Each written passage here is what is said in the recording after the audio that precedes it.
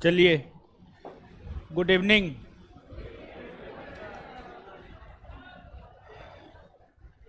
तो हम लोग जो हैं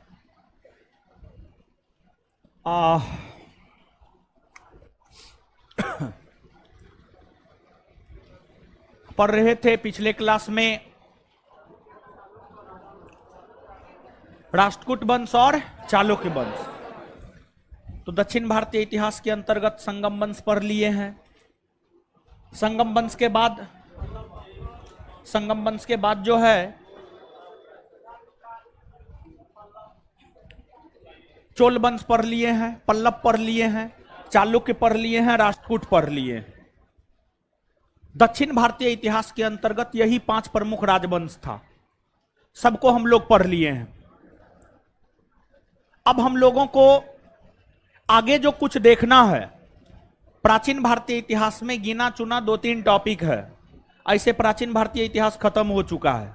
प्राचीन भारतीय इतिहास खत्म हो चुका है। एक पाल वंश और सेन वंश को देखना है, दूसरा कश्मीर के राजवंश को देखना है, और तीसरा राजपूत वंश को देखना है। और राजपूत वंश के विषय में मध्यकाल में भी हम लोगों को पढ़ना होगा। तो राजपूतों को विशेष तौर पर मध्यकाल में ही हम लोग पढ़ेंगे। राजपूत राज्यों के शासन का अंत करते हुए ही मुस्लिम शासकों ने अपने साम्राज्य का विस्तार किया था। जैसे अलाउद्दीन खिलजी राजपूत राजा को पराजित किया था, अकबर राजपूत राजा को पराजित किया था। तो मूल तौर पर जो राजपूत राजवंश है, राजपूत राजवंश जो है प्राचीन में तो नहीं ही पढ़ने होते हैं, मध्यकाल में मुख्य तौर पर राजपूतों के विषय में पढ़ने होते हैं। लेकिन नोट में जो है थोड़ा बहुत प्राचीन में जो है राजपूतों के विषय में है, तो प्राचीन में भी राजपूत को पढ़ लेंगे और मध्यकाल में भी राजपूत को पढ़ लेंगे। तो कुल मिलाकर के आज और एक क्लास और 2 क्लास प्राचीन खत्म, सोमवार से मध्यकालीन भारतीय इतिहास की शुरुआत होगी। ठीक है, तो प्राचीन आपका खत्म होने वाला है, तो आप तैयार रहिएगा प्राचीन का टेस्ट देने के लिए। और जितना नोट में है, जितना बताए हैं, 100 में 100 आना चाहिए। और नहीं तो टेस्ट लेकर के नानी याद दिला देंगे हम, जो भी ऑफलाइन क्लास कर रहे हैं। और टेस्ट कब होगा वो हमको भी नहीं पता है, क्योंकि टेस्ट का डेट घोषित कर देंगे तो फिर आप तो हमारे चक्कर में आएंगे नहीं कि कहीं मार न खा जाए।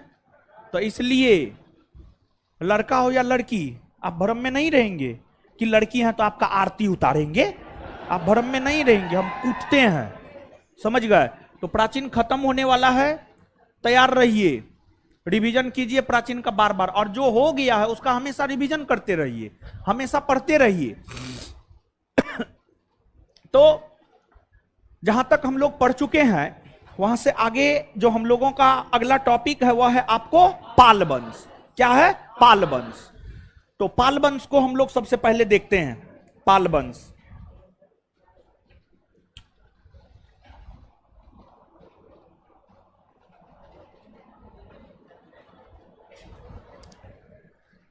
पाल वंश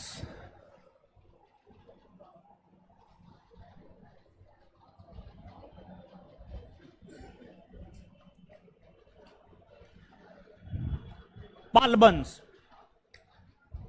देखिए, एक आवश्यक सूचना है। बगल में संप हाउस है, उसमें काम उम हो रहा है, तो जो है उसका कंपन क्लासरूम में आ सकता है और आपको लगेगा 2 से 3 तीव्रता का भूकंप है, लेकिन भूकंप है नहीं।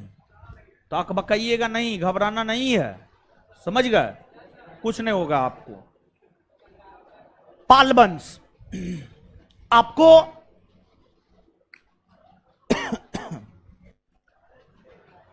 उत्तर भारत में है। देखिए कहां छलांग मार रहे हैं। ईरो छोड़ दिया कीजिए लड़की लोग के लिए, ठीक है? पूरा छोड़ के बैठिए। लड़की के पीछे काहे बैठते हैं आप लोग?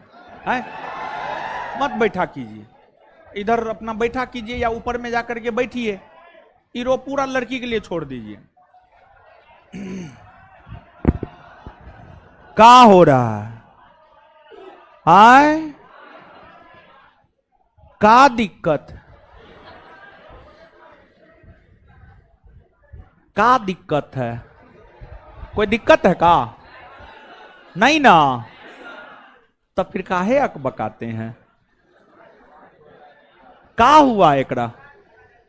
का ब्लड का जरूरत है तो ब्लड प्रिंस से मिलवा दीजिए ना, प्रिंस से मिलवा दीजिए, वो अपना करेगा। ठीक है। हाय, क्या हुआ?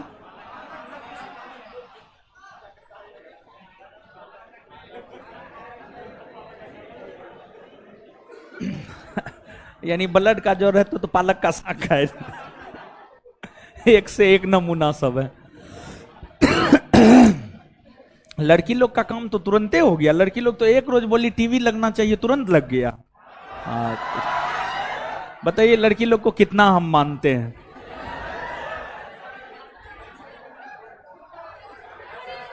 अच्छा, उठा के पूछेंगे, क्वेश्चन का जवाब दीजिएगा ना, हम यही टीवी वहां लगा देंगे,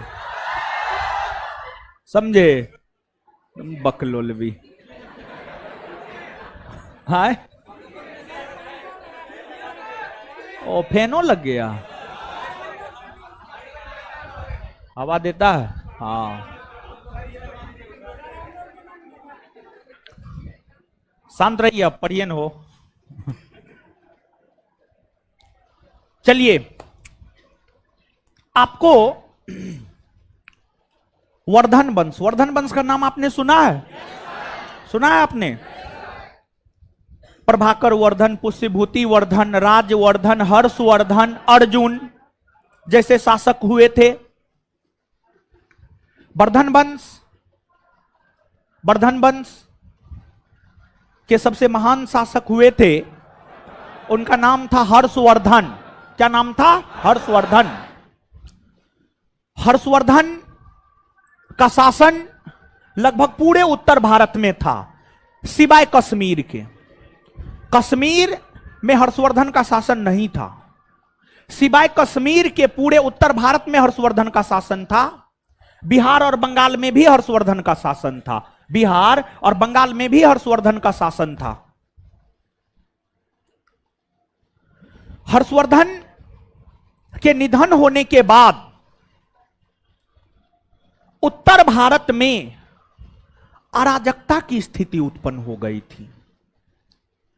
इस क्षेत्र में शासन को देखने वाला कोई था ही नहीं, और सबसे ज्यादा अराजकता की स्थिति बिहार और बंगाल के क्षेत्र में देखने को मिली। बिहार और बंगाल के क्षेत्र में जो अराजकता की स्थिति उत्पन्न हो गई थी, उस अराजकता से निपटने को लेकर बिहार और बंगाल के क्षेत्र के लोगों ने अपने में से ही एक गोपाल नामक व्यक्ति को बिहार और बंगाल का शासक घोषित कर दिया। गोपाल नामक व्यक्ति को बिहार और बंगाल का शासक घोषित कर दिया।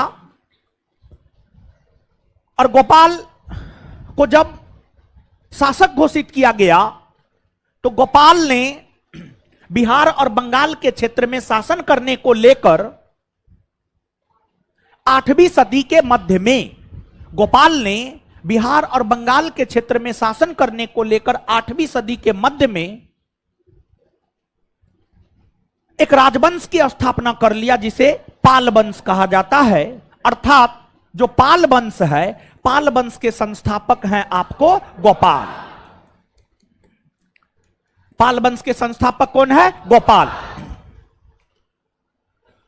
पाल वंश के शासक, अधिकतर शासक बौद्ध धर्म को अपनाया था। बौद्ध धर्म, पाल वंश के जो अधिकतर शासक थे उन्होंने बौद्ध धर्म को अपनाया, बौद्ध धर्म को संरक्षण प्रदान किया।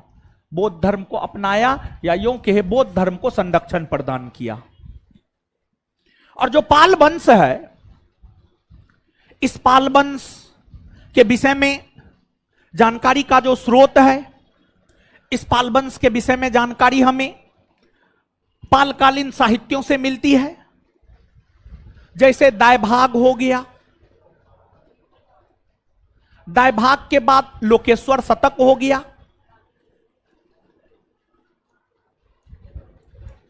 रामचरित हो गया, रामचरित हो गया, और भी कई सारी रचनाएं हैं जिससे हमें पालों के विषय में जानकारी प्राप्त होती है। लेकिन पाल के विषय में जानकारी प्राप्त करने के ये 3 महत्वपूर्ण स्रोत है। जैसे मौर्यों के विषय में या मौर्य वंश के विषय में जानकारी प्राप्त करने का सबसे महत्वपूर्ण स्रोत कौटिल्य का अर्थशास्त्र, गुप्तों के विषय में जानकारी प्राप्त करने का सबसे महत्वपूर्ण स्रोत कालिदास की रचनाएं, हर्षवर्धन के विषय में जानकारी प्राप्त करने की महत्वपूर्ण स्रोत हर्षचरित, बाणभट्ट रचित हर्षचरित। उसी प्रकार से पालवंश के विषय में जानकारी के महत्वपूर्ण स्रोत ये हैं दाय भाग, लोकेश्वर शतक और रामचरित। इसमें जो दाय भाग है इसके रचयिता है जीमूत वाहन। जीमूत वाहन, जीमूत वाहन है। लोकेश्वर शतक है, इसके रचयिता है वज्रदत्त, इसके रचयिता है वज्रदत्त, वज्रदत्त। और रामचरित है, इसके रचयिता है संध्याकर नंदी, संध्याकर नंदी, संध्याकर नंदी। ये तमाम ऐसे साहित्य है जो हमें पालवंश के विषय में जानकारी प्रदान करता है। पालवंश की स्थापना गोपाल ने की। गोपाल ने स्थापना करके शासन प्रशासन करना शुरू कर दिया और गोपाल बौद्ध धर्म को मानता था। इन्होंने बौद्ध भिक्षुओं के रहने हेतु बिहार के नालंदा के बिहार शरीफ में, बिहार के बिहार शरीफ में या नालंदा के बिहार शरीफ में जो है एक बौद्ध मठ स्थापित करवाया जिसे औदंतपुरी बौद्ध मठ कहा जाता है। एक बौद्ध मठ स्थापित करवाया जिसे औदंतपुरी बौद्ध मठ कहा जाता है। औदंतपुरी बौद्ध मठ कहा जाता है, बौद्ध मठ कहा जाता है। जिस प्रकार से प्राचीन काल में तथा मध्यकाल में भी राजतंत्रात्मक एवं वंशानुगत शासन प्रणाली देखने को मिले हैं, उसी प्रकार से पाल काल में भी राजतंत्रात्मक एवं वंशानुगत शासन प्रणाली का प्रचलन था। और पाल काल में भी राजतंत्रात्मक एवं वंशानुगत शासन प्रणाली के प्रचलन होने के कारण गोपाल का जब निधन हुआ तो गोपाल के निधन होने के बाद गोपाल का उत्तराधिकारी उसका पुत्र धर्मपाल बना। गोपाल के निधन होने के बाद उसका उत्तराधिकारी उसका पुत्र कौन बना? धर्मपाल, धर्मपाल बना, धर्मपाल। अगर धर्मपाल की बात की जाए तो धर्मपाल सभी पाल शासकों में, पाल वंश में गोपाल से लेकर मदनपाल तक शासक हुए। गोपाल प्रथम और संस्थापक शासक तथा मदनपाल अंतिम शासक हुए। सभी पाल शासकों में जो सबसे महान पाल शासक है, सबसे महान पाल शासक है आपको धर्मपाल, धर्मपाल। और धर्मपाल भी बौद्ध धर्म को मानता था। धर्मपाल भी जो है आपको बौद्ध धर्म को मानता था। और दूसरी बात यह है कि आपने लास्ट सेशन में सोमवार को हमने आपको पढ़ाया है कन्नौज को लेकर त्रिपक्षीय संघर्ष हुआ था। और जो कन्नौज को लेकर त्रिपक्षीय संघर्ष हुआ था, उस त्रिपक्षीय संघर्ष में पाल, प्रतिहार, राष्ट्रकूट, पाल, प्रतिहार, राष्ट्रकूट, उस त्रिपक्षीय संघर्ष में पाल भी भाग लिया था। पाल वंश के तरफ से त्रिपक्षीय संघर्ष में भाग लेने वाला प्रथम शासक धर्मपाल हुआ। पाल वंश के तरफ से त्रिपक्षीय संघर्ष में भाग लेने वाला प्रथम शासक जो है आपको धर्मपाल हुआ।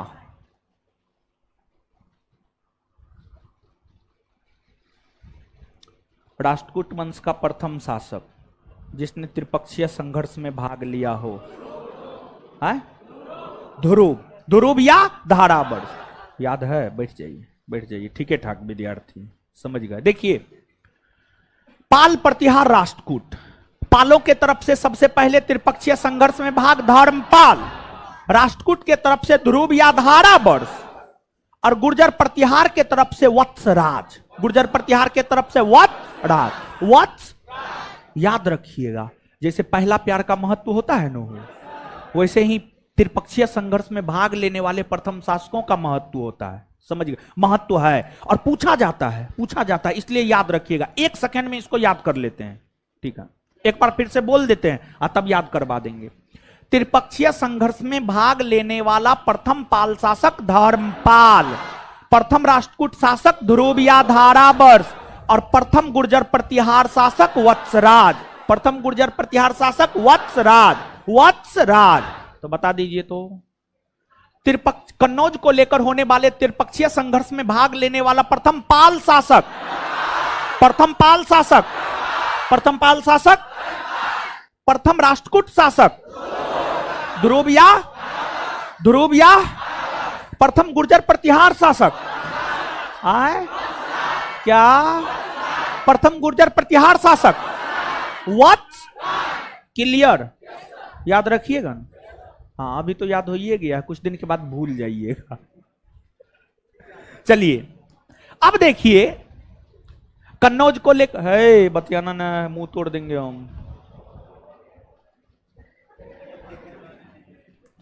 मछली नहीं बेचना है, इधर लड़की सब उधर आपस में बतियाते रहती है, और जिस पे नजर पड़ गया मुंह तोड़ देंगे हम उसका, ठीक है।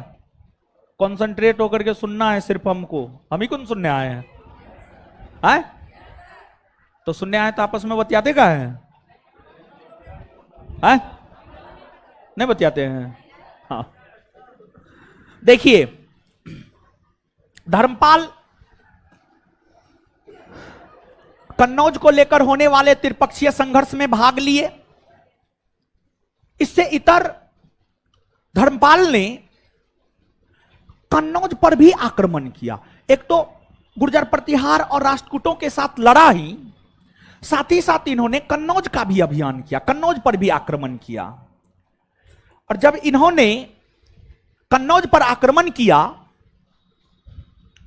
तो उस समय कन्नौज का शासक था इंद्रायुध। कन्नौज का शासक कौन था? इंद्रायुध। धर्मपाल ने इंद्रायुध को पराजित कर दिया और इंद्रायुध को गद्दी से अपदस्थ कर दिया। और इंद्रायुध को गद्दी से अपदस्थ करके कन्नौज पर अल्पकाल के लिए अपना अधिकार कर लिया। और धर्मपाल ने कन्नौज को अपने साम्राज्य में मिलाया नहीं, बल्कि धर्मपाल ने कन्नौज के ही चकरा युद्ध को अपने संरक्षण में कन्नौज का शासक बना दिया। कन्नौज के ही चकरा युद्ध को अपने संरक्षण में कन्नौज का शासक बना दिया, कन्नौज का शासक बना दिया। तो धर्मपाल ने कन्नौज का अभियान कर कन्नौज के शासक इंद्रायुध को पराजित कर उसे गद्दी से अपदस्थ करके अपने संरक्षण में कन्नौज का शासक चकरायुध को बना दिया। इससे उसकी प्रतिष्ठा में काफी इजाफा हुआ, पाल शासकों की प्रतिष्ठा में काफी इजाफा हुआ। और इसी से प्रभावित होकर गुजराती कवि ने धर्मपाल को उत्तरापथ स्वामी की संज्ञा दी। गुजराती कवि ने धर्मपाल को उत्तरापथ स्वामी की उपाधि दी, उत्तरापथ स्वामी की उपाधि दी। और धर्मपाल जो है आपको बौद्ध धर्म को मानता था, जिस वजह से इन्होंने बिहार के भागलपुर में एक विश्वविद्यालय का निर्माण करवाया, जिसे विक्रमशिला विश्वविद्यालय कहा जाता है। जिसे विक्रमशिला विश्वविद्यालय कहा जाता है। तो भागलपुर के भीतर जो आप विक्रमशिला विश्वविद्यालय देख रहे हैं, भागलपुर के भीतर विक्रमशिला विश्वविद्यालय का निर्माण, भागलपुर के भीतर विक्रमशिला विश्वविद्यालय का निर्माण इन्होंने ही किया था, धर्मपाल ने ही किया था। किसने किया था? धर्मपाल ने किया था, धर्मपाल ने किया था। और सोमपुर जो कि वर्तमान में बांग्लादेश में पड़ता है, सोमपुर जो कि वर्तमान में बांग्लादेश में पड़ता है, सोमपुर के भीतर महाबिहार का निर्माण, सोमपुर के भीतर महाबिहार का निर्माण, यानी सोमपुर महाबिहार का निर्माण जो है आपको धर्मपाल ने करवाया था, धर्मपाल ने करवाया था। और जानते हैं उदंतपुरी विश्वविद्यालय कौन बनाया है, विक्रमशिला कौन बनाया है, सोमपुर महाविहार का निर्माण किसने करवाया है? तीनों प्रश्न बीपीएससी में पूछा हुआ है, तीनों प्रश्न बीपीएससी में पूछा हुआ है। और देखिए ये बात हम आपको पहले भी बोले होंगे, लेकिन अभी फिर बोल देते हैं। देखिए जैसे पहले एगो एग्जाम्पल दे देते हैं, तब बात बोल देंगे। एग्जाम्पल ये है, बीपीएससी में जब पहली बार ऑप्शन ई जुड़ा था 60 से 62वीं बीपीएससी में, 2016 में उसका परीक्षा हुआ था, हाँ 2016 में हुआ था। उसमें एक प्रश्न पूछा था कि तेल किसकी सहायक नदी। 2016 60 से 62वीं बीपीएससी में यह क्वेश्चन पूछा था। आंसर जो भी हो उससे मतलब नहीं। 2018 में 1717 पोस्ट के लिए जो प्रीलिम्स परीक्षा हुआ उसमें यह क्वेश्चन रिपीट कर दिया गया था, तेल किसकी सहायक नदी है। मतलब ये एग्जाम्पल हमें यह बताता है कि बिहार दरोगा परीक्षा बीपीएससी के क्वेश्चन को रिपीट करता है। मतलब हमें बीपीएससी का प्रीवियस ईयर क्वेश्चन निश्चित तौर पर देखकर जाना चाहिए। देखिए जो परीक्षा होता है ना, कुछ क्वेश्चन रिपीट करता है। आप बिहार दरोगा की तैयारी कर रहे हैं, आपको बिहार दरोगा का तो क्वेश्चन बैंक करके जाना ही है, बीपीएससी का भी क्वेश्चन बैंक करके जाना है।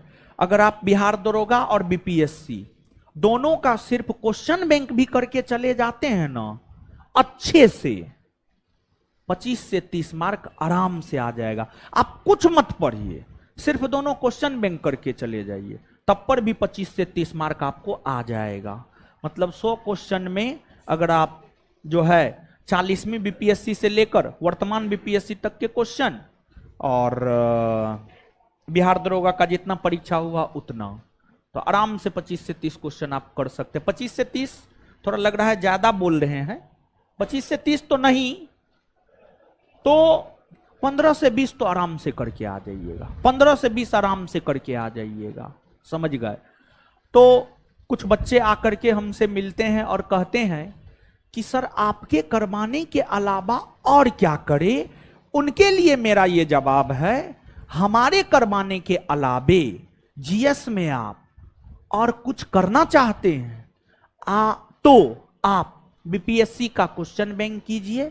बिहार दरोगा का तो क्वेश्चन बैंक हम करवा ही रहे हैं, बीपीएससी का क्वेश्चन बैंक आप जरूर कीजिए, क्योंकि ये काम हम 2446 में भी बच्चों से करवाए थे, 2213 में भी बच्चों से करवाए, और आपसे भी करवाना चाहते हैं।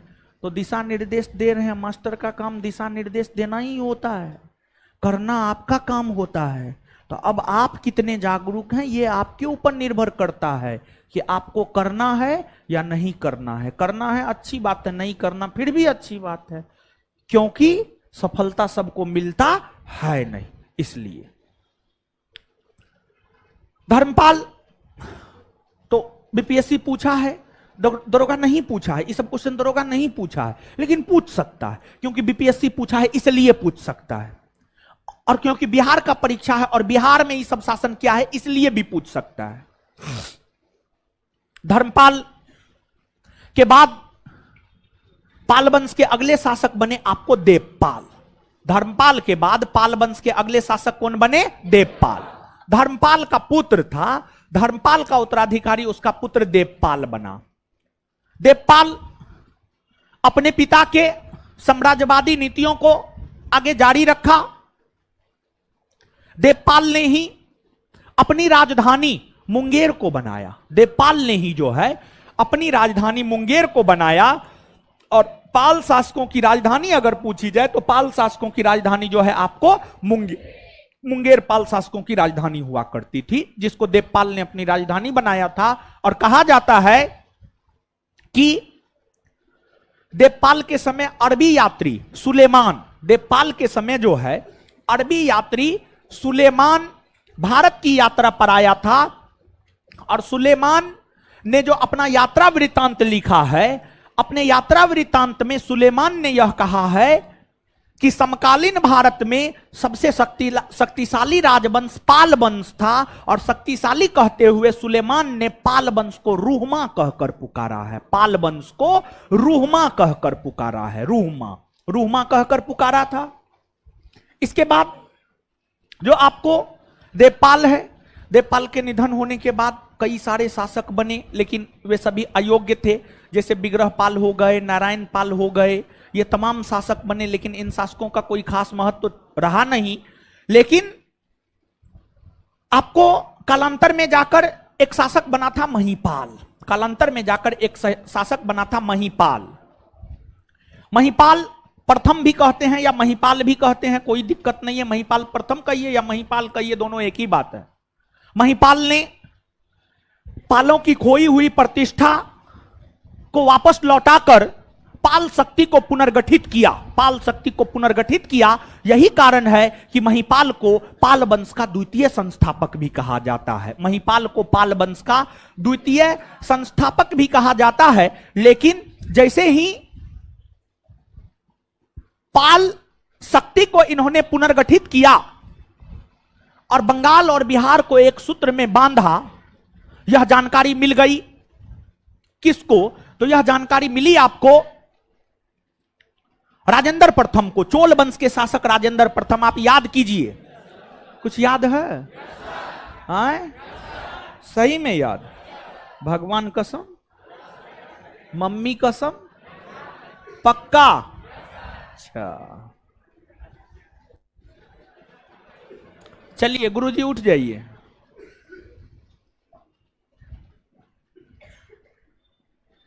हाँ, शैलेंद्र साम्राज्य को जीतकर चोल साम्राज्य में किसने मिलाया?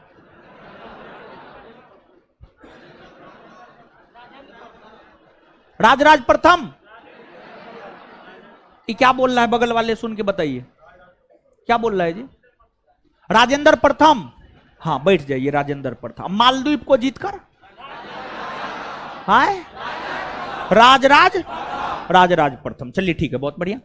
तो देखिए, आप याद कीजिए, महीपाल जैसे पाल शक्ति को पुनर्गठित किया, राजेंद्र प्रथम को पता चल गया, और राजेंद्र प्रथम बड़ी साम्राज्य का भूखा था, साम्राज्यवादी शासक था। राजेंद्र प्रथम ने बंगाल का अभियान किया, और राजेंद्र प्रथम ने जब बंगाल का अभियान किया तो उस समय बंगाल के शासक यही महीपाल था जो भाग गया। समझ गए? जो भाग गया, और फिर राजेंद्र प्रथम ने बंगाल को जीतकर अपने साम्राज्य में मिला लिया। तो शासक ये भी निकम्मा साबित हो गया। शुरुआती दौर में, शुरुआती दिनों में तो थोड़ा अच्छा शासक साबित हुआ, लेकिन राजेंद्र प्रथम का सामना ये नहीं कर पाए। लेकिन महीपाल प्रथम ने अपने शासनकाल के दौरान एक दूत मंडल तिब्बत भेजा था। इन्होंने, महीपाल प्रथम ने या महीपाल ने अतीसा के नेतृत्व में, अतीसा विद्वान का नाम था, अतीसा नामक विद्वान के नेतृत्व में जो है एक दूत मंडल तिब्बत भेजा था। एक दूत मंडल तिब्बत भेजा था।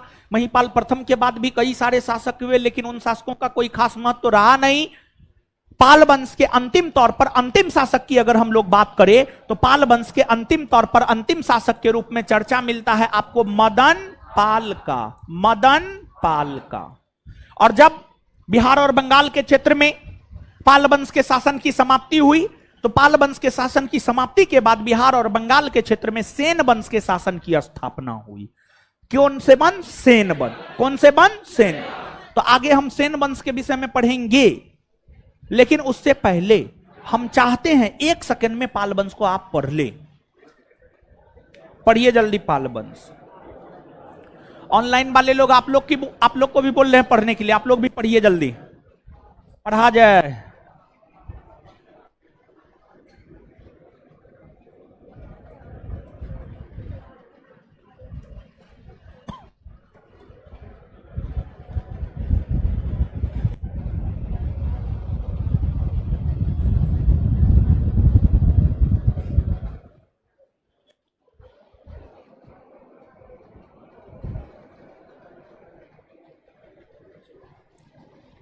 पढ़िए गुरुजी लोग।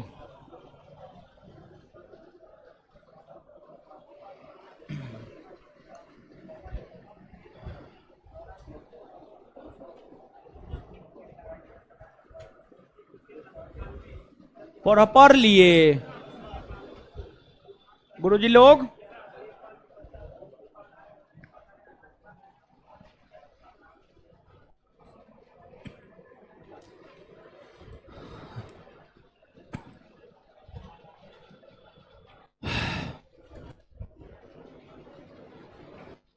पढ़ लिए हो? आइए 1 मिनट में याद करते, आइए अब बोर्ड पे आइए। पाल वंश का शासन कहां रहा? बिहार और पाल वंश का शासन कहां रहा? बिहार और पाल वंश के संस्थापक औदंतपुरी बौद्ध मठ का निर्माण किसने करवाया? किसने करवाया? अच्छा, ये जो दाय भाग लोकेश्वर शतक रामचरित है, इससे हमें पाल वंश के विषय में जानकारी मिलती है, हाँ या ना? दाय भाग के रचयिता, दाय भाग के रचयिता लोकेश्वर शतक रामचरित। पाल शासक किस धर्म को मानता था? पाल शासक किस धर्म को मानता था? बौद्ध धर्म ना। गोपाल का उत्तराधिकारी धर्मपाल ना। पाल वंश के सबसे महान शासक कौन था? उत्तरापद स्वामी की उपाधि किसने धारण की थी? किसने? प्रथम पाल शासक जिसने कन्नौज को लेकर हो रहे त्रिपक्षीय संघर्ष में भाग लिया। कौन पाल शासक ने कन्नौज के शासक इंद्रायुध को पराजित कर उसे गद्दी से अपदस्थ कर कन्नौज का शासक चक्रायुध को बनाया? धर्मपाल ने कन्नौज का शासक किसे बनाया? किसे बनाया? विक्रमशिला विश्वविद्यालय का निर्माण किसने करवाया? विक्रमशिला विश्वविद्यालय का निर्माण। सोमपुर महाविहार का निर्माण। चलिए, धर्मपाल का उत्तराधिकारी। पालों की राजधानी कहां? पाल शासकों की राजधानी। किस पाल शासक ने अपनी राजधानी मुंगेर को बनाया? किसने? अरबी यात्री सुलेमान किसके समय आया था? सुलेमान ने किस वंश को रूमा कहकर पुकारा? सुलेमान ने किस वंश को रूमा कहकर पाल वंश का द्वितीय संस्थापक राजेंद्र प्रथम ने बंगाल पर जब अभियान किया था, या बंगाल का जब अभियान किया था, उस समय बंगाल के शासक महिपाल। और पाल वंश के किस शासक ने अतीसा के नेतृत्व में अपना दूत मंडल तिब्बत भेजा? किसने? पाल वंश के अंतिम शासक।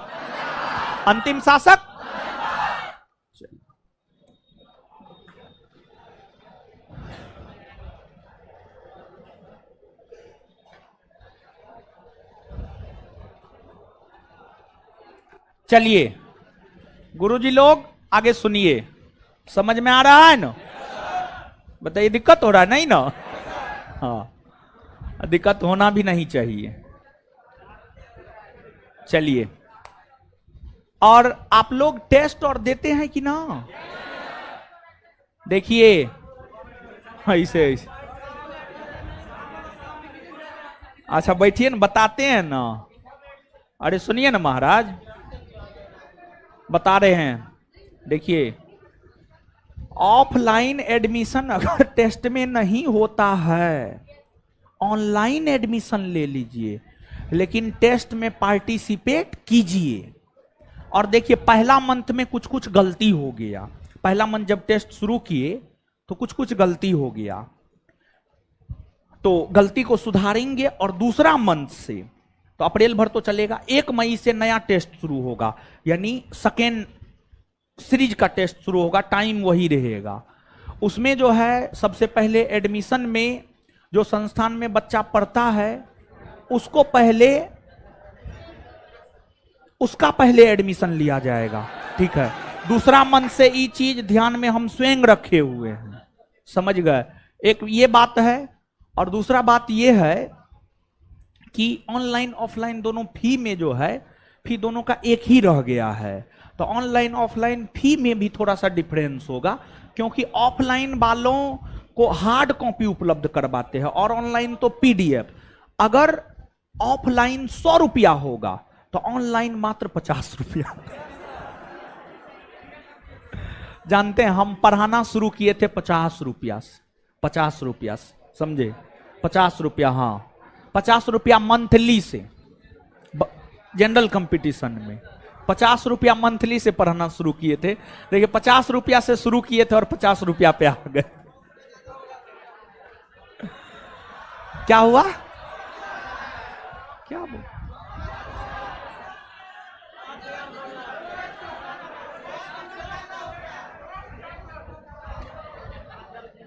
एक 100? अब क्या बोल रहे हमको पता नहीं चल। 50 रुपया, 5000, और 50 से 5000 पे चले गए। तो मेहनत किए हैं तब ना गए, रिजल्ट दिए हैं तब ना आप मेरे पास। रिजल्ट ना देते तो आप मेरे पास थोड़े रहते। हम यूट्यूबर थोड़े हैं, हम मास्टर हैं, समझे? मेहनत किए हैं, मेहनत के बल पर गए। अभी 5000 क्या, 10,000 आगे होने वाला है फी, समझे? सेनबंस, देखिए सेनबंस, सेनबंस आगे बीपीएससी का बैच आने वाला अप्रैल माह में आएगा, उसका फी 10,000 रुपया रहेगा, समझ गए? प्रीलिम्स कम मेंस बैच रहेगा।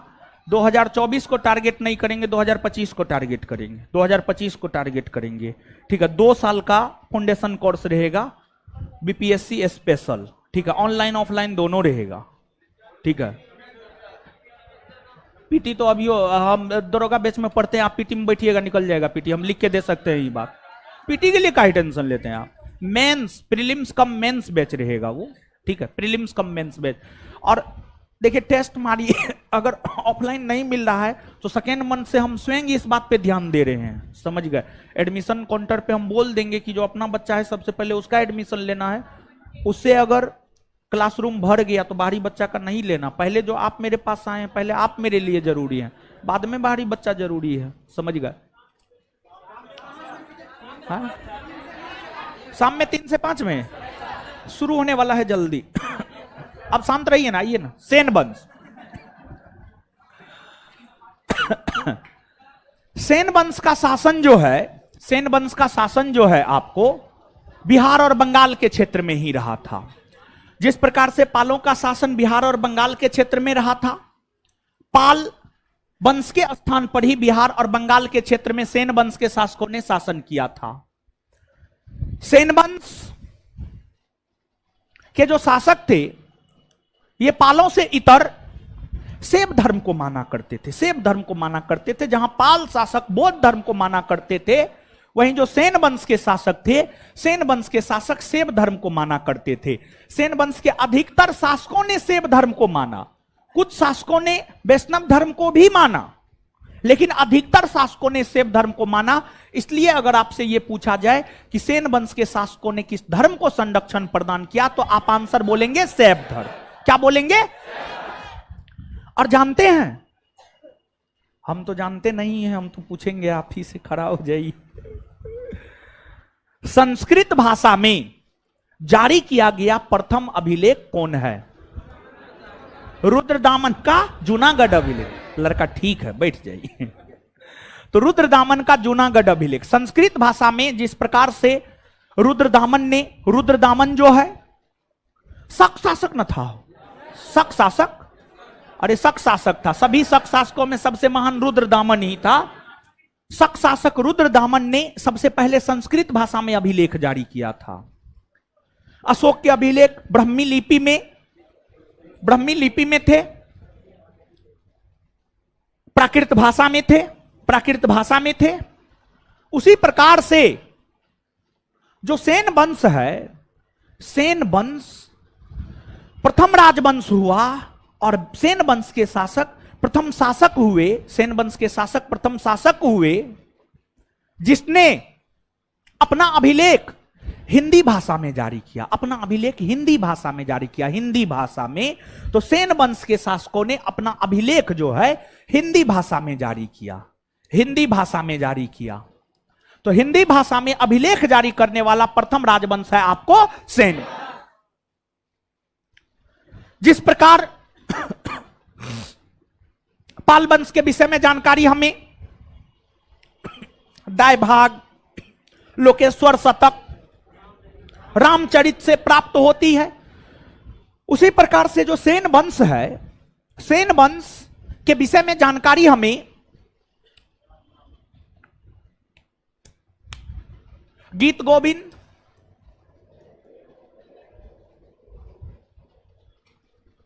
दान सागर, अद्भुत सागर, अद्भुत सागर, देवपारा प्रशस्ति,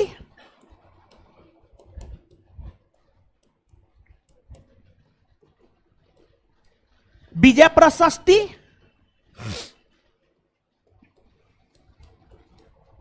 विजय प्रशस्ति लेख, ये तमाम साहित्य और प्रशस्ति लेख है जो हमें सेन वंश के विषय में जानकारी प्रदान करता है, जो हमें सेन वंश के विषय में जानकारी प्रदान करता है।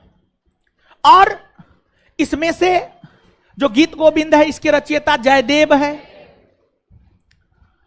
दान सागर है, इसके रचयिता बल्लाल सेन है, बल्लाल सेन है। अद्भुत सागर है, इसके भी रचयिता बल्लाल सेन ही है, लेकिन इसको पूरा करने का श्रेय लक्ष्मण सेन को जाता है। यानी अद्भुत सागर के रचयिता बल्लाल सेन, लक्ष्मण सेन दोनों है। अद्भुत सागर लिखना प्रारंभ किया था बल्लाल सेन ने, लेकिन वो उसको पूरा नहीं कर सका। बाद में जाकर इसको पूरा किया लक्ष्मण सेन ने। तो इसके रचयिता बल्लाल सेन, लक्ष्मण सेन दोनों। देवपारा प्रशस्ति के रचयिता धोई, देवपारा प्रशस्ति के रचयिता धोई, कवि धोई, कवि धोई। और विजय प्रशस्ति के रचयिता श्री हर्ष, विजय प्रशस्ति के रचयिता श्री हर्ष, श्री हर्ष। तो ये तमाम साहित्य और रचनाएं हैं, लेख है, जो हमें सेन वंश के विषय में जानकारी प्रदान करता है।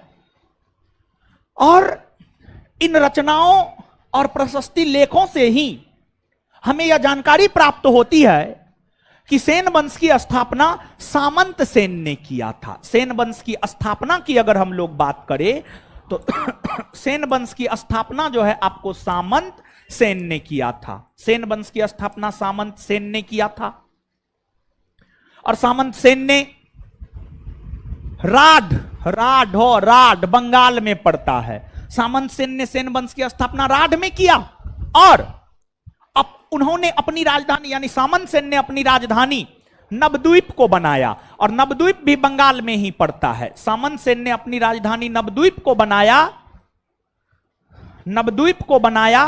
और नवद्वीप को अपनी राजधानी बनाकर शासन प्रशासन किया। नवद्वीप को अपनी राजधानी बनाकर शासन प्रशासन किया। सामंत सेन का उत्तराधिकारी उसका पुत्र विजय सेन बना। सामंत सेन का उत्तराधिकारी उसका पुत्र विजय सेन बना। विजय सेन बना। आगे विजय सेन के विषय में बताएंगे, लेकिन उससे पहले खड़ा हो जाइए। रेड टोपी, हाँ बताइए। गुप्त वंश का प्रथम स्वतंत्र शासक है चंद्रगुप्त प्रथम। बहुत बढ़िया। एक और क्वेश्चन का जवाब देना है आपको, बैठना ना है। वर्धन वंश का प्रथम स्वतंत्र शासक, वर्धन वंश का प्रथम स्वतंत्र शासक, वर्धन वंश का, वर्धन वंश, प्रभाकर वर्धन, प्रभाकर वर्धन। बैठ जाइए। जिस प्रकार से गुप्त वंश के प्रथम स्वतंत्र शासक चंद्रगुप्त प्रथम हुए, जिन्होंने महाराजा धीराज जैसी उपाधि धारण की, उसी प्रकार से सेन वंश के प्रथम स्वतंत्र शासक विजय सेन हुआ। सेन वंश के प्रथम स्वतंत्र शासक विजय सेन हुए। विजय सेन ने परमेश्वर, महाराजाधिराज, परम भट्टारक, ये तमाम उपाधियां विजयसेन के द्वारा धारण की गई थी।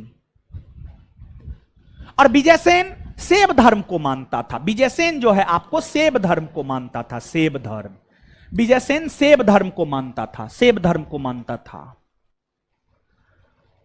जिस प्रकार से चोल वंश के शासक राजराज प्रथम भगवान शिव के सम्मान में अपनी राजधानी में शिव मंदिर का निर्माण करवाया, जिसे बृहदेश्वर शिव मंदिर कहा जाता है, उसी प्रकार से विजयसेन ने बंगाल के देवपारा में, विजयसेन ने बंगाल के देवपारा में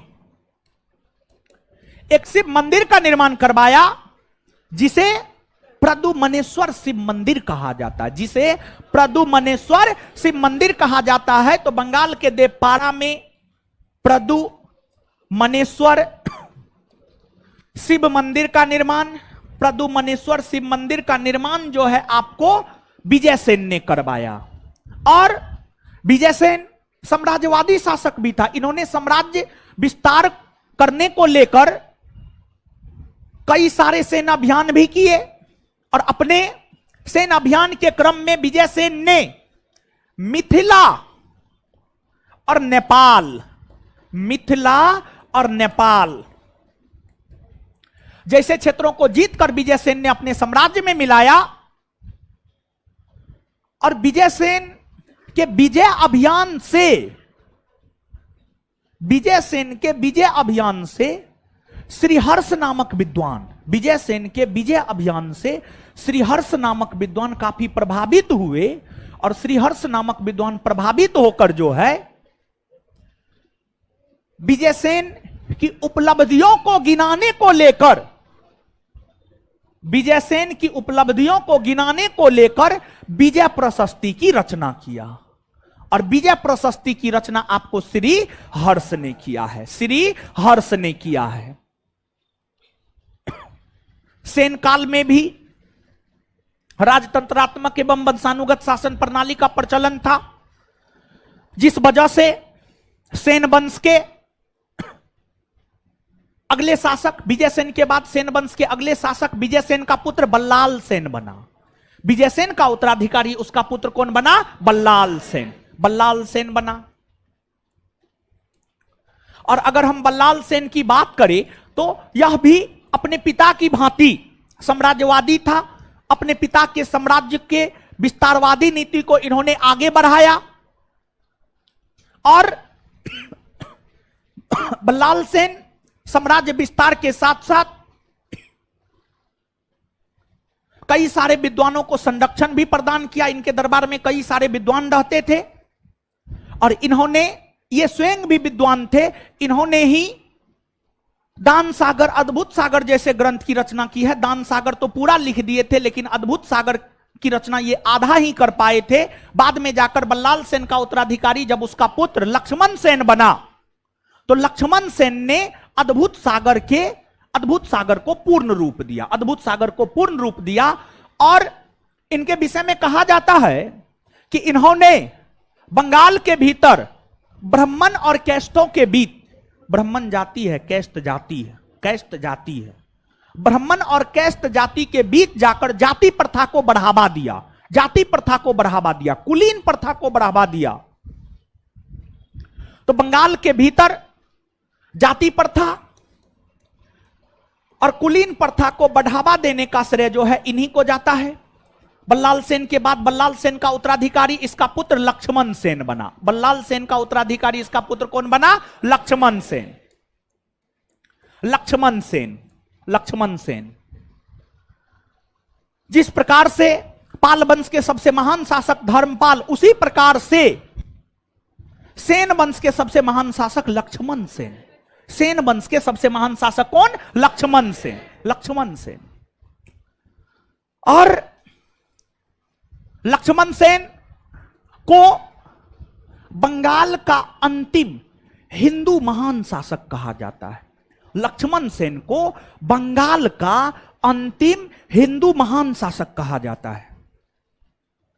लक्ष्मण सेन गद्दी पर बैठने के उपलक्ष्य में एक विशेष प्रकार का संवत चलाया जिसे लक्ष्मण संवत कहा जाता है। और लक्ष्मण सेन 1178 ईस्वी में गद्दी पर बैठा था, और 1178 ईस्वी में जो लक्ष्मण सेन गद्दी पर बैठा था, इस उपलक्ष्य में ही उन्होंने जो संवत चलाया, उस संवत को ही हम लोग लक्ष्मण संवत कहते हैं। उस संवत को ही हम लोग लक्ष्मण संवत कहते हैं, लक्ष्मण संवत कहते हैं। लक्ष्मण संवत का प्रचलन इन्होंने किया, और ये शैव धर्म को नहीं मानता था, बल्कि ये वैष्णव धर्म को मानता था। भगवान विष्णु की उपासना किया करता था, वैष्णव धर्म को मानता था और भगवान विष्णु की उपासना किया करता था। और इन्होंने परम भागवत की उपाधि धारण की थी, परम भागवत की उपाधि धारण की थी, परम भागवत की उपाधि धारण की थी। चलिए, है खड़ा हो जाइए, हाँ बोलिए, आगे वाले बैठिए, बैठिए ना आप लोग, खड़ा हो गया जिसको खड़ा होना था। परम भागवत की उपाधि धारण करने वाला प्रथम गुप्त शासक है क्या? जोर से बोलिए। समुद्रगुप्त, हाँ सही है, समुद्रगुप्त। नोट में गलती था, सुधार करवा दिए थे, कुछ याद है? हाँ, समुद्रगुप्त। चलिए, इन्होंने परम भागवत की उपाधि धारण की। इन्होंने ही जो है आपको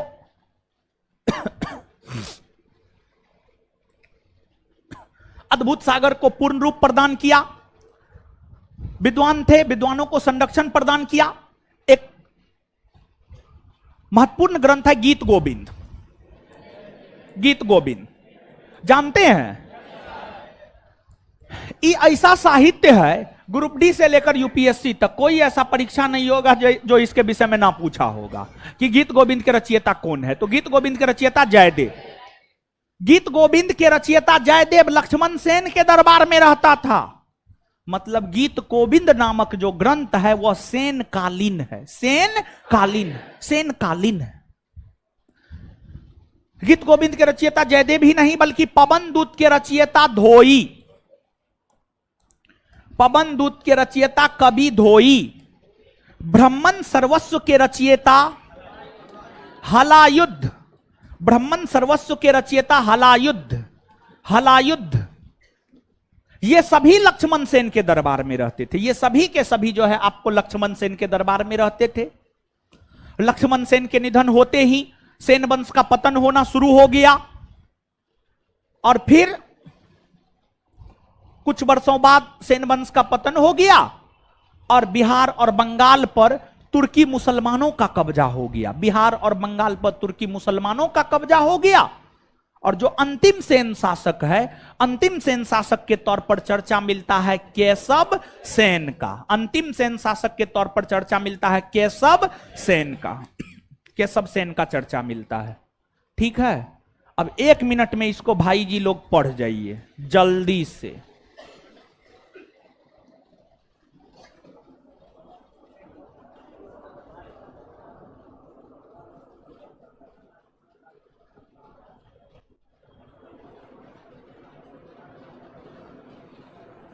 पढ़िए।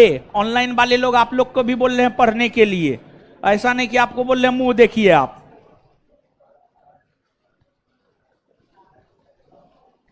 एक मिनट में पढ़िए जल्दी।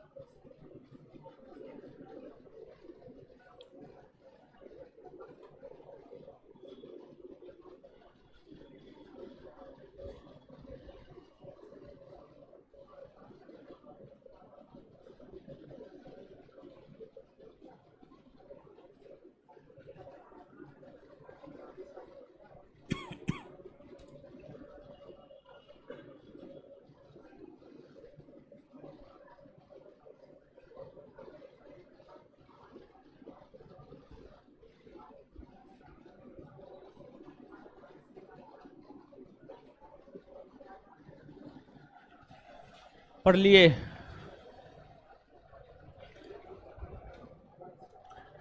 पढ़ लिए गुरुजी लोग? गुरुजी लोग पढ़ लिए? आए याद करे, आ जाइए। बंगाल और बिहार में पाल वंश के शासन की समाप्ति के पश्चात कौन वंश के शासन की स्थापना? कौन वंश? सेन वंश का शासन कहां रहा है? बिहार और पालों के शासन की समाप्ति के पश्चात बिहार और बंगाल में कौन वंश का शासन? सेन वंश के शासक कौन धर्म को मान? कौन धर्म? सेन वंश के शासक कौन धर्म को मानता था? सर्वप्रथम हिंदी भाषा में अभिलेख लिखने वाला राजवंश। हिंदी भाषा में अभिलेख लिख सेन वंश की स्थापना किसने किया? सेन वंश की स्थापना किसने किया? सामंत सेन ने अपनी राजधानी किसे बनाया? किसे बनाया? सामंत सेन का उत्तराधिकारी। सामंत सेन का उत्तराधिकारी। विजय सेन के विजय अभियान के विषय में जानकारी कहां से प्राप्त होती? विजय सेन के विजय अभियान के विषय में जानकारी कहां से? विजय प्रशस्ति। विजय प्रशस्ति के रचयिता, विजय प्रशस्ति के रचयिता, देवपारा प्रशस्ति के रचयिता धोई। देवपारा प्रशस्ति, देवपारा प्रशस्ति, देवपारा प्रशस्ति। अद्भुत सागर, बल्लाल सेन और लक्ष्मण सेन। अद्भुत सागर, बल्लाल सेन और अद्भुत सागर। दान सागर, दान सागर। गीत गोविंद, गीत गोविंद। अच्छा, विजय सेन कौन धर्म को मानता था? विजय सेन किस धर्म को मानता? विजय सेन किस धर्म को मानता था? और भगवान शिव के सम्मान में विजय सेन ने देवपारा में कौन सा शिव मंदिर बनवाया? कौन सा शिव मंदिर? प्रद्युम्नेश्वर शिव। तो देवपारा में प्रद्युम्नेश्वर शिव मंदिर किसने बनाया? देवपारा में प्रद्युम्नेश्वर शिव मंदिर किसने बनाया? विजय सेन। सेन वंश के किस शासक ने मिथिला और नेपाल को जीतकर मिलाया? मिथिला और नेपाल को जीतकर मिलाया। विजय सेन का उत्तराधिकारी कौन धर्म को मानता था? शैव धर्म। कौन धर्म को? बल्लाल सेन कौन धर्म को मानता? बल्लाल सेन कौन धर्म को मानता? शैव धर्म को। बंगाल में जाति प्रथा, कुलीन प्रथा को बढ़ावा किसने दिया? दान सागर के रचयिता। अद्भुत सागर की नींव किसने रखी थी? बल्लाल। बल्लाल सेन का उत्तराधिकारी, बल्लाल सेन का उत्तराधिकारी। बंगाल का अंतिम हिंदू शासक, अंतिम हिंदू महान शासक, सॉरी, अंतिम हिंदू महान शासक, अंतिम हिंदू महान शासक। और इन्होंने अपनी राजधानी लखनौती को बनाया था। किसको बनाया था? लखनौती। वो भी बंगाले में। कहां है? तो सेन वंश के किस शासक ने अपनी राजधानी लखनौती को बनाया? सेन वंश के किस शासक ने अपनी राजधानी लखनौती को बनाया? सेन वंश के किस शासक ने अपनी राजधानी लखनौती को बनाया? किसने? लक्ष्मण संवत कौन चलाया? लक्ष्मण संवत कौन चलाया? कौन धर्म को मानता था? कौन धर्म को? परम भागवत की उपाधि किसने धारण? परम भागवत की उपाधि गीत गोविंद के रचयिता पवन दूत। पवन दूत, ब्राह्मण सर्वस्व। ये जो जयदेव धोई हलायुद्ध है, ये सब किसके दरबार में रहता? किसके दरबार में? अच्छा, अंतिम सेन शासक। अंतिम सेन शासक केशव। देखिए, चोल वंश में जो है, चोल वंश, चोल वंश क्या? चोल वंश। जैसे भारत का नेपोलियन किसको कहा जाता है? समुद्रगुप्त को कहा जाता है। भारत का नेपोलियन समुद्रगुप्त को जैसे कहा जाता है, वैसे ही दक्षिण भारत का नेपोलियन राजेंद्र प्रथम को कहा जाता है। दक्षिण भारत का नेपोलियन राजेंद्र। ये बात हम आपको नहीं लिखाए थे, आज डेली टेस्ट में ये क्वेश्चन दिए हैं। ठीक है, डेली टेस्ट में ये क्वेश्चन दिए हैं। तो आप चोल काल में देखिए, सुनिए ना, एक मिनट सुनिए ना। तो आप लोग तुरंत लिखने ही लगते हैं। अरे जो जरूरी होता है वो तो हम आपको स्वयं ही लिखा देते हैं। जैसे आपको नेपोलियन साम्राज्यवादी था, बहुत बड़ा साम्राज्य यूरोप महादेश के भीतर बहुत बड़ा साम्राज्य जीत करके स्थापित कर लिया था। वैसे ही समुद्रगुप्त ने उत्तर भारत के 9 राज्य, दक्षिण भारत के 12 राज्य को जीतकर अपने साम्राज्य में मिलाया, जिस वजह से उनको भारत का नेपोलियन कहा जाता है। भारत का नेपोलियन कहा जाता है, या समुद्रगुप्त को उत्तर भारत का भी नेपोलियन कहा जाता है। उसी प्रकार से चोल वंश के शासक राजेंद्र प्रथम, चोल वंश के शासक राजेंद्र प्रथम साम्राज्यवादी था। युद्ध के माध्यम से पूरे श्रीलंका को जीतकर अपने साम्राज्य में मिलाया, इंडोनेशिया को जीत करके, मलेशिया को जीत करके, बंगाल को जीत करके अपने साम्राज्य में मिलाया। तो बहुत बड़ा साम्राज्य उन्होंने स्थापित किया था, जिस कारण चोलकालीन शासक राजेंद्र प्रथम को दक्षिण भारत का नेपोलियन कहा जाता है। दक्षिण भारत का नेपोलियन कहा जाता है। तो चोल काल में नोट पलटिएगा या कॉपी पलटिएगा, जहां पर भी नोट में ही हम चाहेंगे कि जहां पर राजेंद्र प्रथम के विषय में लिखा हुआ है वहीं पर अगर आप नोट डाउन कर लेंगे तो यह चीज आपके लिए ज्यादा फायदामंद रहेगा। ठीक है, तो चोल काल में राजेंद्र प्रथम के विषय में जहां लिखा हुआ है वहां पर जाकर के आप लिख लीजिए, दक्षिण भारत का नेपोलियन राजेंद्र प्रथम को कहा जाता था। दक्षिण भारत का नेपोलियन राजेंद्र प्रथम को कहा जाता था। दक्षिण भारत का नेपोलियन राजेंद्र प्रथम को कहा जाता था।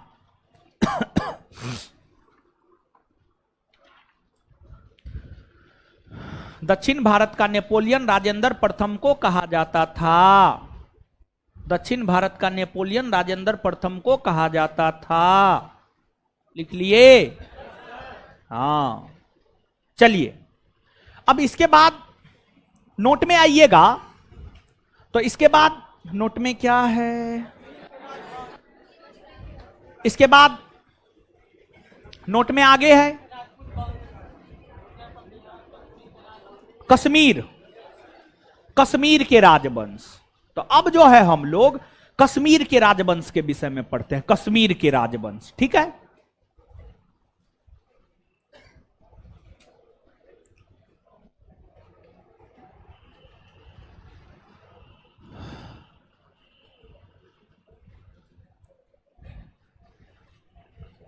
गुरुजी लोग आ जाइए। देखिए, जैसे बंगाल और बिहार में पाल वंश और सेन वंश के शासकों ने शासन किया। बड़ी बतियाते हैं, 1 2 3 4, चौथा बेंच पर 1 2 3 4 5 6 7, छठा और 7वां नंबर की लड़की 9 10, छठा और 7वां 9 10। खूब बतिया रहे हैं आप लोग, भ्रम में रहते हैं कि हम आपको नहीं देख रहे हैं। अब गुस्सा दिलाइएगा तो हम कुटियो देंगे। हमको कुटने में भी कोई दया मया नहीं है, समझ गए? तो एकदम प्यार से समझा रहे हैं तो प्यार से समझिए, और नहीं तो कुटाई हो जाएगा, समझे? आगे आइए। जिस प्रकार से बिहार और बंगाल में पाल वंश और सेन वंश का शासन रहा है, पहले पाल का शासन फिर सेन वंश का शासन, उसी प्रकार से कश्मीर के क्षेत्र में कारकोट, उत्पल, लोहार, इन 3 राजवंशों का शासन रहा है। कारकोट, उत्पल, लोहार, लोहार, इन राजवंशों में कश्मीर के भीतर शासन करने वाला जो पहला राजवंश है वह कारकोट वंश है। कारकोट वंश है। कारकोट वंश के बाद कश्मीर के भीतर शासन करने वाला अगला राजवंश है उत्पल वंश, उत्पल वंश। और फिर कश्मीर के भीतर शासन करने वाला अगला राजवंश है लोहार वंश, लोहार वंश। ये जो तीनों राजवंश है, ये जो तीनों राजवंश है,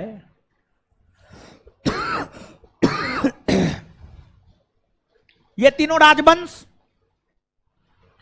क्रमवार तरीका से शासन किया।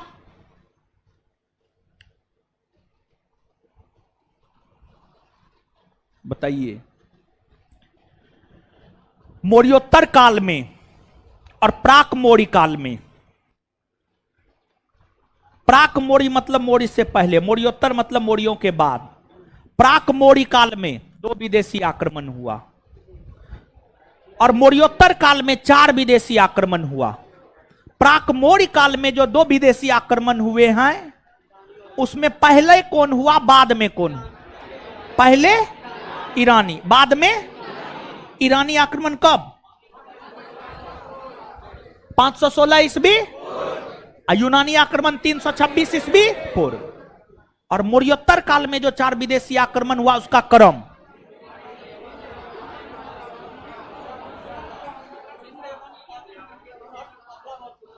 हिंद, यमन, शक, पहलव और कुषाण। ऐसे कीजिए तो। खैनी खाते हैं ना? ये पक्का खैनी खाता है। खैर कोई बात न है, कोई बात नहीं। देखिए सुनिए, जीवन एक बार न मिला है जी, सब चीज कीजिए। खैनी खाने से दिमाग काम करता है, समझे? कोई बात ना है, लेकिन क्लास में ना, ठीक है? चलिए, जिस प्रकार से आप जानते हैं, आप याद रखे हुए हैं, आपने जवाब भी दिया है। मौर्योत्तर काल में जो 4 विदेशी आक्रमण हुए हैं, उसका क्रम है हिंद, यमन सबसे पहले, फिर शक, फिर पहलव और फिर कुषाण। उसी प्रकार से कश्मीर के भीतर शासन करने वाले राजवंशों में सबसे पहले कारकोट वंश, कारकोट के बाद उत्पल, उत्पल के बाद लोहार। इस क्रम को आप याद रखिएगा, क्योंकि क्रम पूछा जाता है। क्वेश्चन बैंक पलट करके देखिएगा ना, तो क्रम पूछा गया है, क्रम पूछा गया है और पूछा जाता है। इसके बाद जिस प्रकार से आप देख पा रहे हैं कि अलग अलग राजवंशों के विषय में जानकारी हमें अलग अलग साहित्य देता है, अलग अलग राजवंशों के विषय में जानकारी हमें अलग अलग साहित्य देता है। उसी प्रकार से जो कश्मीर के राजवंश है, उसके विषय में जानकारी हमें कलहन का राज तरंगनी देता है। कश्मीर के राजवंश के विषय में जानकारी हमें कलहन का राज तरंगनी देता है। कलहन का राज तरंगनी के रचयिता कलहन है, कलहन है। और जानते हैं, जो राज तरंगनी है, यह भारत का प्रथम पक्षपात रहित साहित्य है, जिसमें राजा के गुण और अवगुण दोनों की चर्चा है। जैसे देखिए, दरबारी कवि, जो कवि राजा के दरबार में रहता था, वो जो साहित्य लिखा है ना, वो तो सिर्फ गुणगाने किया है, वो सिर्फ गुणगान किया है। जैसे गोदी मीडिया, हमेशा मोदी मोदी मोदी मोदी मोदी, क्या? वहीं कुछ मीडिया है, द वायर हो गया, न्यूज लॉन्ड्री हो गया, अभिसार शर्मा हो गया, पुण्य प्रसून वाजपेयी हो गया। उसका नाम इसलिए नहीं ले रहे हैं, वो थोड़ा, उसका रास्ता जो है ना, थोड़ा वो भी जो है पूरा जो कहिएगा निष्पक्ष है ना, वो भी पूरा निष्पक्ष ना है। हाय, अच्छा पत्रकार है, रवीश कुमार अच्छा पत्रकार है, इसमें कोई शक नहीं, हम उनकी आलोचना नहीं कर रहे हैं। लेकिन वो जो है ना, थोड़ा सा ज्यादा थोड़ा मोदी जी का विरोध करने लगा है, ठीक है? तो ज्यादा कुछ भी जहर है, ठीक है? ज्यादा कुछ भी जहर है, तो इसलिए रवीश कुमार का नाम, वो पत्रकार है, उसको मुंह तोड़ देंगे हम। पत्रकारिता का पौ जानता है वो? क्या अकलोल बकलोल का नाम ले रहे हैं आप लोग? चलिए, पत्रकारिता का जो पौ भी नहीं जानता है, वो सब का नाम ले रहे हैं। सुनिए, जो राजतरंगिणी है, जो राजतरंगिणी है, राजतरंगिणी है, राजतरंगिणी पक्षपात रहित साहित्य है, इसलिए राजतरंगिणी का काफी ज्यादा महत्व है। राजा के गुण, अवगुण, दोष, हर चीज की चर्चा है। और इसमें टोटल 8 तरंग है, टोटल 8 तरंग है, और टोटल 8000 श्लोक है। 8000 श्लोक है, 8000 श्लोक है, 8 तरंग और 8000 श्लोक है। इसमें देखिए, जो आपको कारकोट, उत्पल और लोहार वंश है, कारकोट वंश की स्थापना तो 627 ईस्वी में हुआ है, 627 ईस्वी में हुआ है। तो क्या कारकोट वंश से पहले कश्मीर में राजवंश नहीं था? था, लेकिन उन राजवंशों की बहुत ज्यादा जानकारी उपलब्ध है नहीं।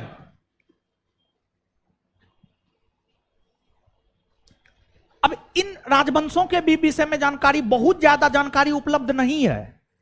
इन राजवंशों के भी विषय में बहुत ज्यादा जानकारी उपलब्ध नहीं है।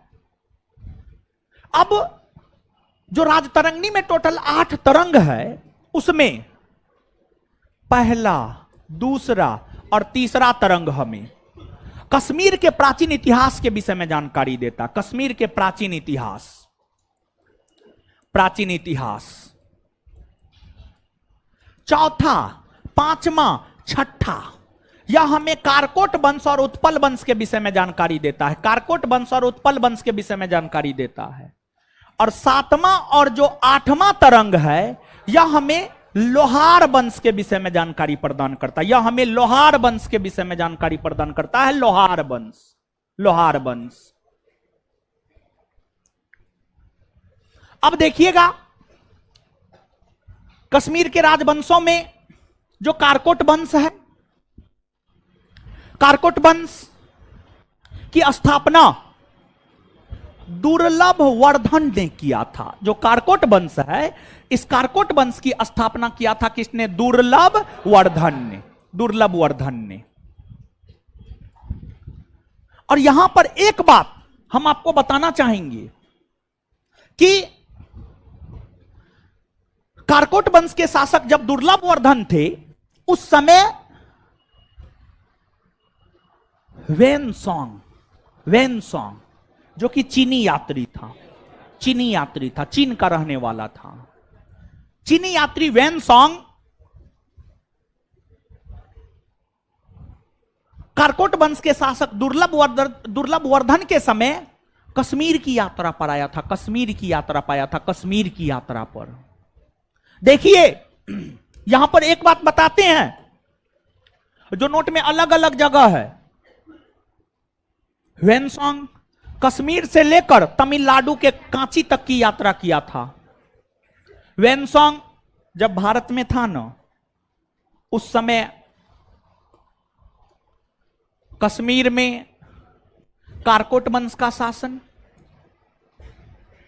शासक दुर्लभ वर्धन, शासक दुर्लभ वर्धन। पूरे उत्तर भारत में वर्धन वंश का शासन, शासक हर्षवर्धन, शासक हर्षवर्धन। कर्नाटक और महाराष्ट्र में चालुक्य वंश का शासन, शासक पुलकेशिन द्वितीय, शासक पुलकेशिन द्वितीय, पुलकेशिन द्वितीय। और केरला तमिलनाडु के क्षेत्र में पल्लवों का शासन, पल्लव वंश का शासन, और शासक नरसिंह वर्मन प्रथम, शासक नरसिंह वर्मन प्रथम, नरसिंह वर्मन प्रथम, नरसिंह वर्मन प्रथम। नरसिंह वर्मन प्रथम का शासन 630 से 668, हर्षवर्धन का शासन 606 से 647,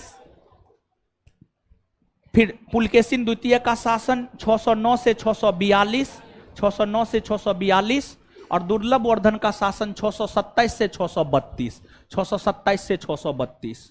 और वेनसोंग भारत आया था। अगर हम वेनसोंग की बात करें तो वेनसोंग जो है आपको भारत आया था 630 में, 630 से लेकर 644 तक रहा था, 630 से लेकर 644 तक रहा था।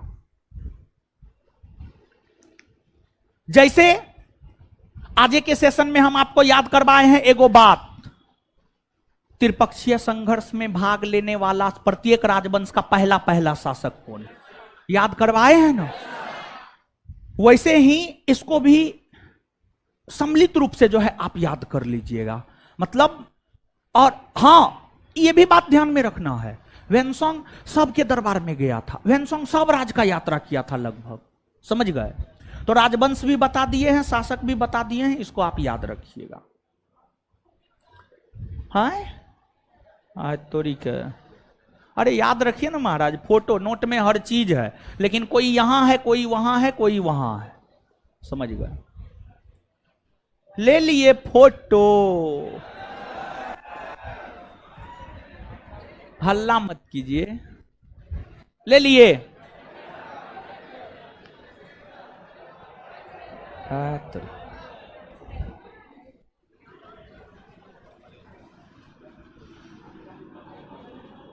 आईपीएल देखते हैं ना खूब, आईपीएल मत देखिए, जीवन बर्बाद कर देगा वो, समझे। ऐसे ही जीवन बर्बादे है क्या, है कि ना।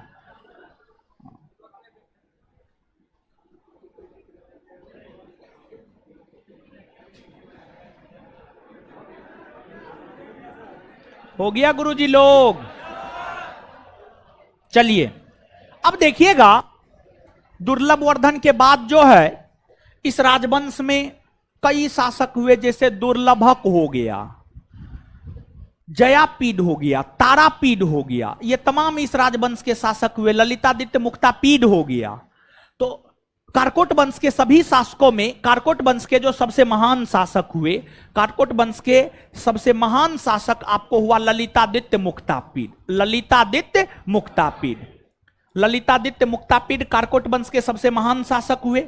इन्होंने कश्मीर में नर नारायण मंदिर, कश्मीर में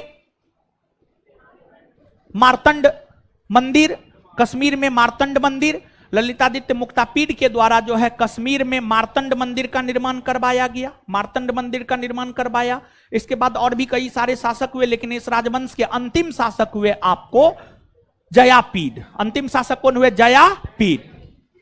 इस वंश के बाद अगला राजवंश जो कश्मीर में शासन करना शुरू किया हुआ था आपको उत्पल वंश। और जो उत्पल वंश है, उत्पल वंश की स्थापना अवंती बर्मन ने किया था। जो उत्पल वंश है, उत्पल वंश की स्थापना किसने किया था, अवंती बर्मन ने। और अवंती बर्मन ने कश्मीर के भीतर अवंतीपुर नामक एक शहर को बसाया था, अवंतीपुर नामक एक शहर को बसाया था। और इस उत्पल वंश की ही एक रानी बनी थी, रानी दिग्घा। रानी दिग्घा, रानी दिग्घा 980 ईस्वी में कश्मीर की शासिका उत्पल वंश के अंतर्गत बनी थी। और रानी दिग्घा का निधन 1003 ईस्वी में हो गया। और 1003 ईस्वी में रानी दिग्घा के निधन होने के बाद कश्मीर के अगले शासक संग्राम राज बने। लेकिन संग्राम राज ने उत्पल वंश के स्थान पर एक नए राजवंश लोहार वंश के शासन की नींव डाली।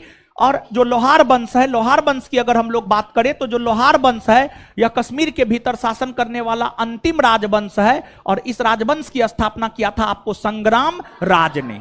संग्राम राज ने जो है आपको इस राजवंश की स्थापना किया था। और इसी लोहार वंश के एक शासक थे श्री हर्ष। इसी लोहार वंश के जो है एक शासक थे कौन, आपको श्री हर्ष। श्री हर्ष इस लोहार वंश के एक शासक थे। और श्री हर्ष विद्वान था, कवि था, लेकिन इनके समय जो है कश्मीर में अकाल की स्थिति उत्पन्न हो गई, विद्रोह होने लगे थे जिसको ये संभाल नहीं पाए थे, जिस वजह से श्रीहर्ष को कश्मीर का नीरो कहा जाता है। कश्मीर का नीरो, श्रीहर्ष को कश्मीर का नीरो कहा जाता है, नीरो कहा जाता है। और इसके बाद जो है जो श्रीहर्ष है, इसी के दरबार में रहता था कलहन। कलहन जिन्होंने राजतरंगिणी की रचना की है, जिन्होंने राजतरंगिणी की रचना की है, कलहन इन्हीं के दरबार में रहता था। लेकिन कलहन ने इनकी आलोचना की, इनमें जो गुण था वो गुण बताया, इनमें जो अवगुण था वो अवगुण बताया। तो श्रीहर्ष का ही आश्रित कवि था आपको कलहन। श्रीहर्ष का ही आश्रित कवि कौन था, कलहन। और इसके बाद जो लोहार वंश है, लोहार वंश के अंतिम शासक हुए जय सिंह। लोहार वंश के अंतिम शासक कौन हुए, जय सिंह। जय सिंह लोहार वंश के अंतिम शासक हुए। और जय सिंह के शासनकाल से ही राजतरंगिणी का इतिहास भी समाप्त हो जाता है। राजतरंगिणी का जो अंत होता है वह जयसिंह के शासन के अंत होते ही राजतरंगिणी का अंत हो जाता है। राजतरंगिणी का अंत हो जाता है और इसके बाद जाकर बाद में जिस प्रकार से बिहार और बंगाल में तुर्की मुस्लिमों का शासन स्थापित हुआ, उसी प्रकार से कश्मीर में भी तुर्की मुसलमानों का शासन स्थापित हुआ। और तुर्की मुसलमानों ने जो शासन किया, उन तुर्की मुसलमानों में एक तुर्की मुसलमान था, उनका नाम था जैन उल आबदीन। जैन उल आबदीन जो कि सबसे कल्याणकारी शासक साबित हुए थे, जिस वजह से जैन उल आबदीन को कश्मीर का अकबर भी कहा जाता है। कश्मीर का अकबर भी कहा जाता है। बिहार दरोगा का यह पूछा हुआ क्वेश्चन है कि कश्मीर का अकबर किसे कहा जाता है, तो उत्तर हो जाएगा जैन उल आबदीन। जैन उल आबदीन।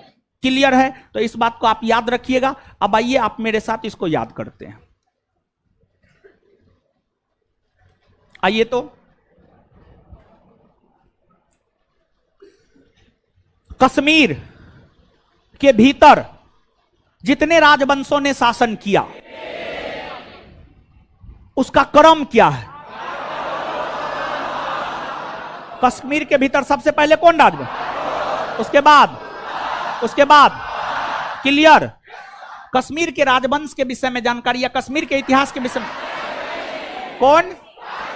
राजतंत्रिक रचयिता कितने तरंग है, कितने श्लोक है, कितने श्लोक है? कश्मीर के प्राचीन इतिहास के विषय में जानकारी कौन कौन तरंग? 1, 2 और कश्मीर के प्राचीन इतिहास के विषय में जानकारी कौन कौन तरंग?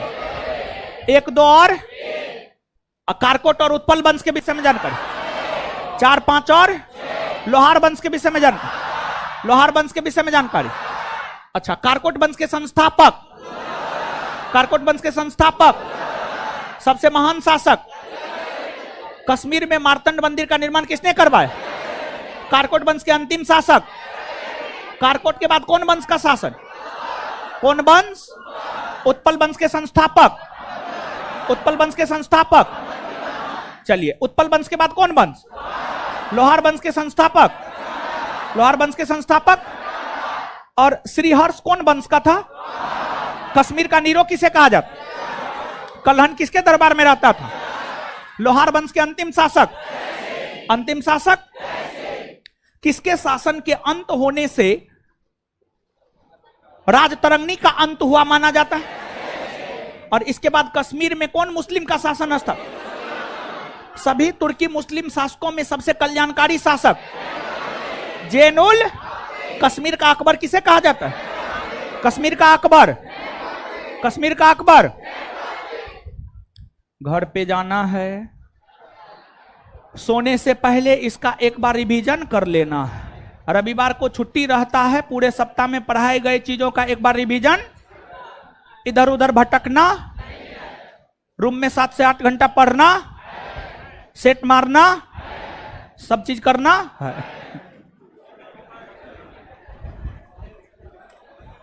चलिए गुरुजी लोग अब आइए, होमवर्क है। वहां लिखा हुआ है गर्ल्स ओनली गर्ल्स। वो लड़की है का?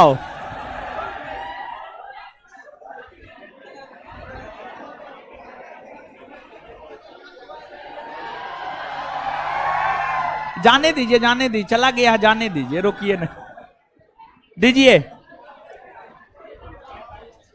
क्या था इसमें? योजना पूरा। चलिए इसके बाद अब आगे सुनिए, अगला होमवर्क है इसमें। सेट नंबर 2 पेज नंबर 35 पे आ जाइए। बिहार पुलिस अवर निरीक्षक नियुक्ति प्रारंभिक परीक्षा का हल प्रश्न पत्र परीक्षा तिथि 11/3/2018 द्वितीय पाली स्मृति पर आधारित। बिहार में पहला कांग्रेस अधिवेशन कहां हुआ? बांकीपुर। भारतीय औद्योगिक निवेश बैंक का मुख्यालय कहां है? कोलकाता। ये वाला चैप्टर करके आना है।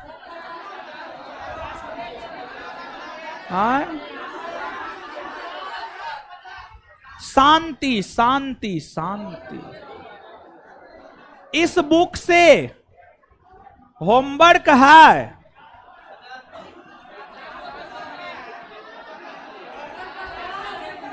50 तक। अच्छा ठीक है, ठीक है, 50 तक, 1 से लेकर 50 तक। दूसरा सेट 1 से लेकर इसमें पहला क्वेश्चन में बिहार में पहला कांग्रेस अधिवेशन कहां हुआ? बांकीपुर। और 50वां क्वेश्चन भी बता देते हैं।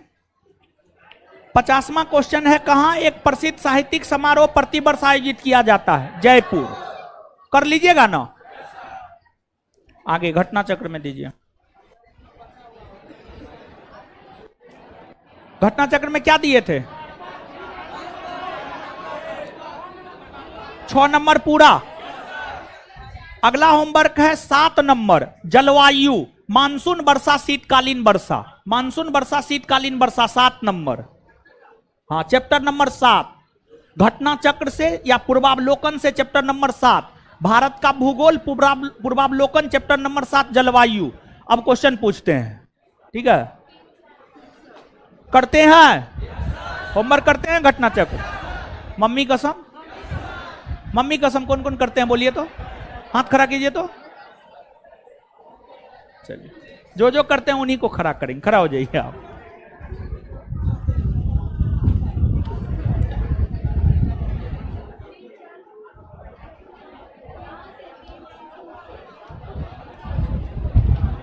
बताइए,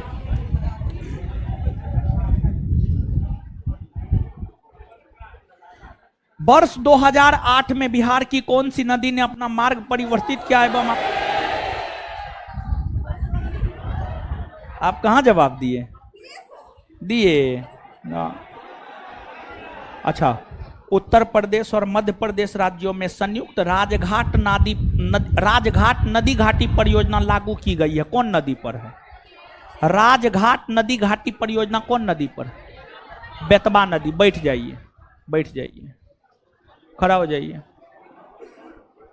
राजघाट नदी परियोजना बेतवा नदी। चंबल नदी किस प्रकार के नदी के उदाहरण? पूर्ववर्ती, अनुगामी, अध्यारोपित। बैठ जाइए, करते हैं होमवर्क। अच्छा, आज भूल गए थे। खड़ा हो जाइए आप। गंगा नदी के तट पर बसा सबसे बड़ा शहर? कानपुर। अच्छा, खड़ा हो जाइए। उज्जैन कौन नदी के तट पर?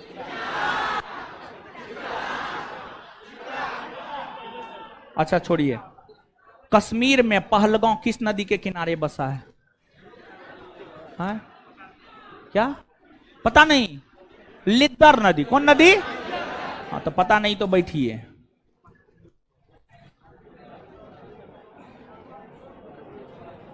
हाँ?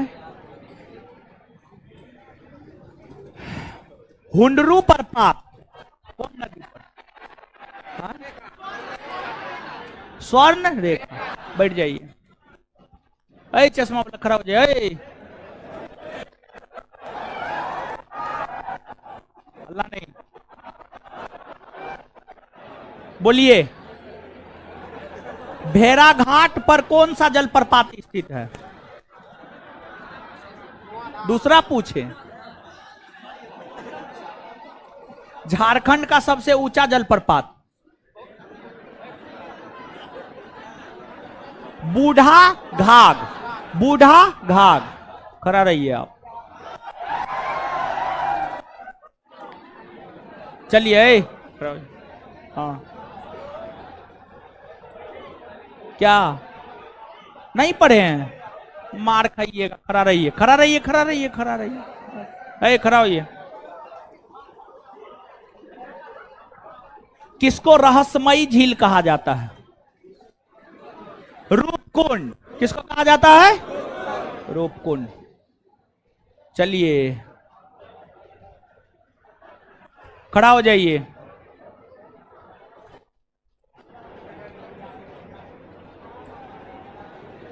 बर्फ से ढकी झील घेपन कहां स्थित है?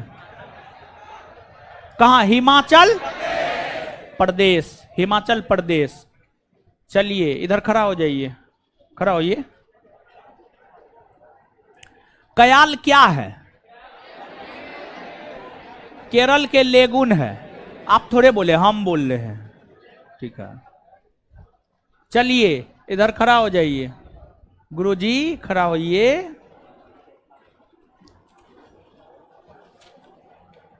चित्रकोट जलप्रपात किस जिला में है? छत्तीसगढ़ के बस्तर जिला में। छत्तीसगढ़ के, व्हाइट टी शर्ट खड़ा हो जाइए, खड़ा रहिए। अमृतधारा जलप्रपात किस नदी पर है? हसदो नदी पर है। कौन नदी पर है? हसदो नदी पर है। चलिए उधर चश्मा वाली खड़ा हो जाइए, खड़ा हो जाइए, खड़ा होइए उधर। हाँ हाँ।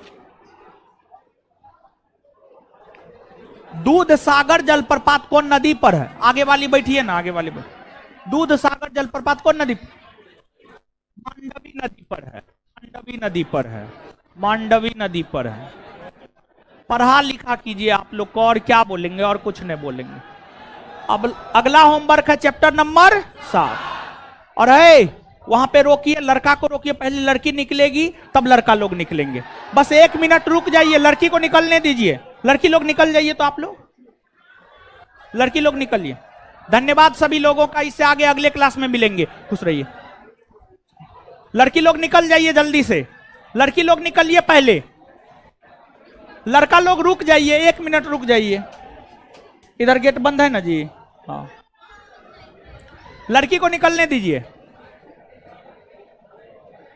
घर पे जाके मेहनत कीजिए, पढ़िए, ठीक है? खुश रहिए। लड़की को निकलने दीजिए गुरुजी लोग, बस 1 मिनट में निकल जाएगी। ये सब है, हल्ला मत कीजिए, ऐसे मत कीजिए, ये गलत बात है, गलत बात है। हल्ला नहीं कीजिए। कितना बढ़िया है आप लोग, कितना सुंदर है, बताइए हल्ला करके। बताइए आप लोग को हम पीटते भी हैं नहीं? तब चलिए लाइव काट दीजिए अब।